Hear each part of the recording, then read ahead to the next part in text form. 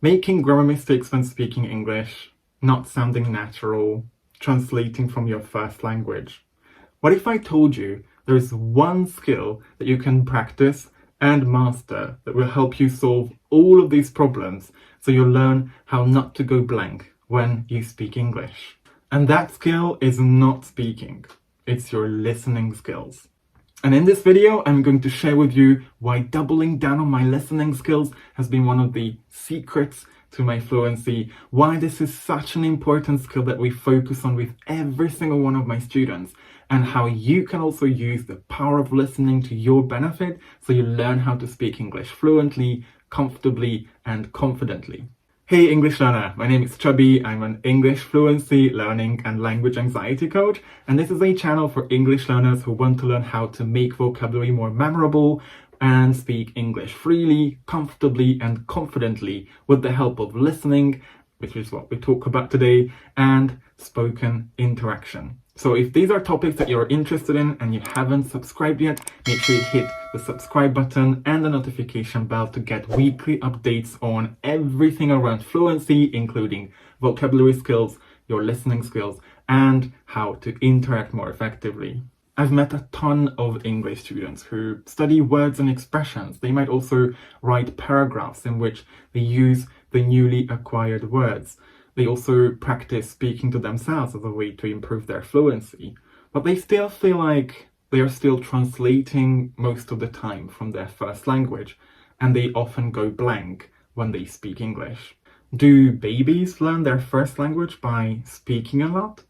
Most babies start speaking sentences from the age of 2, 3, but it's not because they speak a lot that they could speak better. It's because they spend all their time listening to their first language, watching their parents interact, and being immersed in the language every time possible with attention to what's going on around them. And that's how they improve their speaking skills. Most passive English students who spend years and years studying English as a subject, focusing on grammar, translation, reading comprehension, listening tests, don't realize that these strategies, the ways they were taught English in school, won't necessarily help them with all the skills they need to develop their fluency. And if you still keep wondering how not to go blank when you speak English, it's probably because you don't listen to English enough, you don't listen to English attentively enough, or you use listening as a comprehension activity instead of the source of the language you're learning. Listening is the ultimate skill that helped me sound fluent, confident in knowing what I'm saying, sound natural when I speak so that many people think I'm a native speaker when they hear my first few words.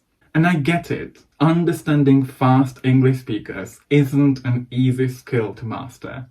And you might also be pretty busy with your life and you don't always have time and energy to focus on your listening skills.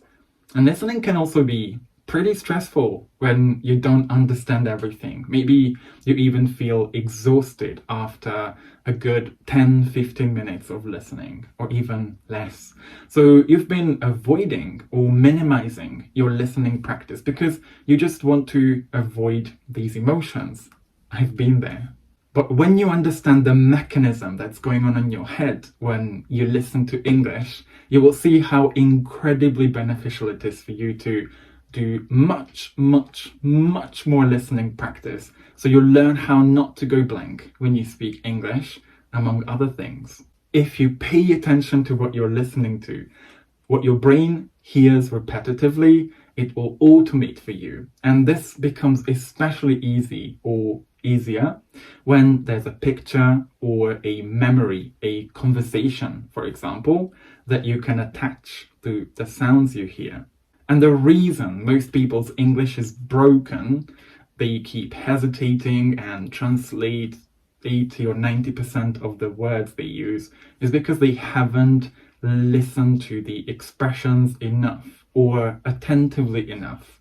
Their brain naturally goes back to translating because that's the only way it knows how to communicate what they want to say. People like me, who speak English fluently, barely even look for words, can do this because our brain literally plays back something that we've listened to enough, so we know how to say it.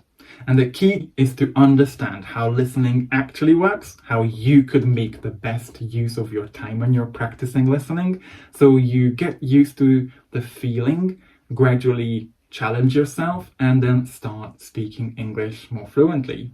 When most passive English students don't understand a word that they are listening to, they get blocked.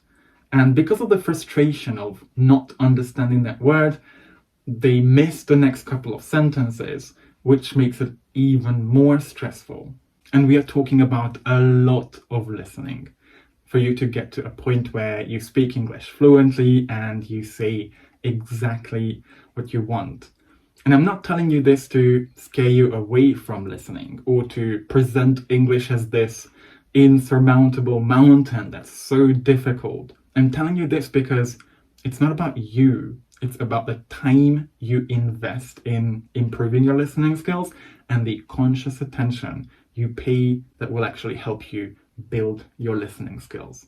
And if you'd like to find out more about how practicing your listening skills actively can actually help you a lot with your fluency skills, make sure you subscribe to this channel for weekly updates on everything fluency and a lot of content on how you can improve your listening skills as well. And if you continue to avoid listening simply because it makes you feel difficult emotions, you risk never being able to put complete phrases and sentences together, always looking for the best word to use and making mistakes even with the most common phrases, prepositions or verbs because you're not paying conscious attention to what you're listening to. Because your brain can't play back something it listened to several times. It will play back the translation of the expression from your first language. So you can decide to be the type of person who learns how not to go blank when you speak English by saying, I'm going to increase the amount of time I spend listening to something in English, increase the amount of attention I pay to what I'm listening to, which will give me new vocabulary and grammar to use more confidently, and I'm going to do my best to understand as much as I can, not everything, whenever I listen to English. And if this is the type of person that you decide to become, make sure you watch all my other videos on effective listening skills and take my free course, Your Road to Fluent English, in which I'll be explaining to you the exact steps you need to take to train your ears so you get better at listening, but also at speaking comfortably and confidently in English without always looking for the best words to use and without feeling like you're translating from your first language. Let me know what you think about the ideas you heard in this video by leaving a comment below. And if you have any questions, they're always more than welcome, and they help me with my mission to help you speak English more fluently and confidently.